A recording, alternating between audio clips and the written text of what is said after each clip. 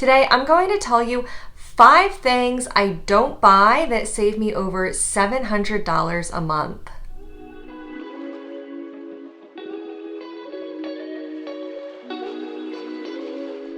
Today we're talking all about the frugal habits of a luxury lover. If you're new to this channel, this is Alula LV, and typically I talk a lot about luxury shopping, particularly Louis Vuitton, which is my favorite luxury brand, but I do also like to make smart decisions with how I spend my money, as I'm sure you do too. The frugal habits of a luxury lover was a topic started by 2 friends, Dani on the channel This is Dani O, and Paula on her channel With a Touch of Luxury. I was tagged to continue the conversation over here on my channel. Of course, before we get started, I do have to say that I am not a financial professional. This video should not be taken as financial advice. If you're looking for financial advice, I would encourage you to find a certified professional. I'm just sharing with you my own personal philosophy and what I do to save money. When it comes to my own personal finances, I prefer to not sweat the small stuff like an occasional trip to a coffee shop or getting my nails done at a salon. I like to focus on the big ticket items.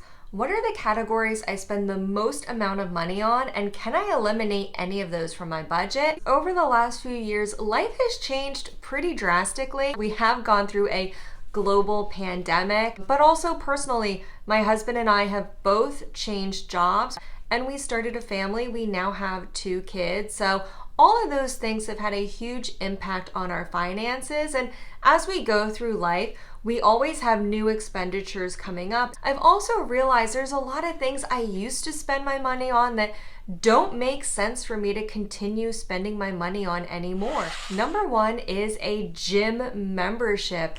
I used to have a gym membership and go to the gym 5 days a week. When I was working in an office, I would drive by the gym on my way home. I would stop and work out, and then I would go home.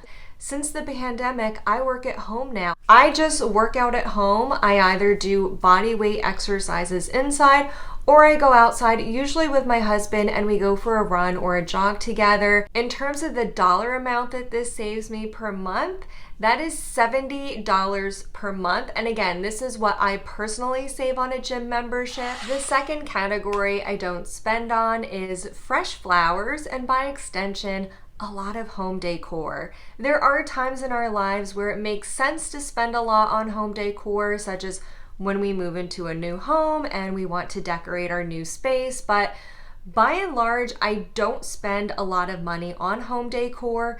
Whenever I do buy something new, it's always on sale, or I can use a coupon or some other type of discount.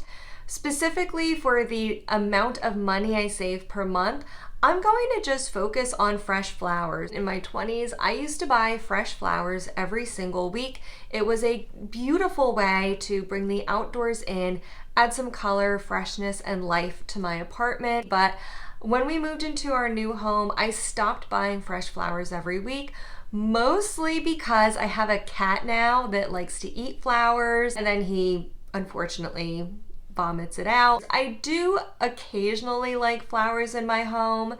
There's very few spots we can keep flowers that the cat can't get to it, but when we do ever have flowers in our home, it's usually just hand-picked from our garden. In terms of my monthly budget, I'm putting this at $100 a month.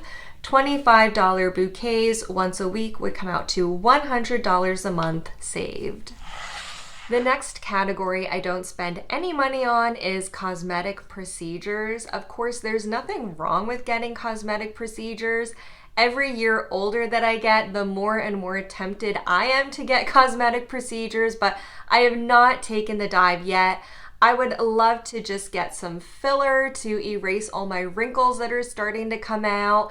I'd love to get laser treatments to even out my skin tone. I would also love to get my eyebrows microbladed. My eyebrows are naturally very thin and they're asymmetrical. I think if I were to do any cosmetic procedure, it would probably be microblading. To calculate the monthly cost savings of this was a little tricky. I didn't want to count all 3 categories, but say I just did microblading and Botox, I looked at the prices in my area. If I took the number of procedures I would have to get, the average cost for those procedures, and I broke it out monthly, that would come out to an average of $185 a month.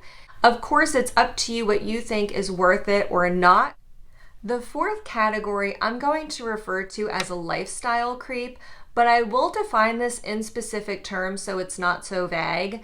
If you're familiar with my channel, you probably know I love luxury designer leather goods, specifically handbags, small leather goods. I also like the occasional luxury shoes and accessories. I don't buy luxury categories that don't excite me just because they're luxury. For example, I'm not into luxury jewelry, luxury watches, luxury vehicles. I don't have a luxury car. So even though I do like one luxury category, it's not worth spending my money on luxury just to have luxury. So for example, I currently drive a Subaru Outback. If I were to get a luxury car, I would love to have an Audi. I just think they're really nice cars, and that would probably be the one that I would pick. I'm not even talking about high-end luxury cars, but just an Audi. That would cost me, compared to the Subaru, probably about $300 a month more.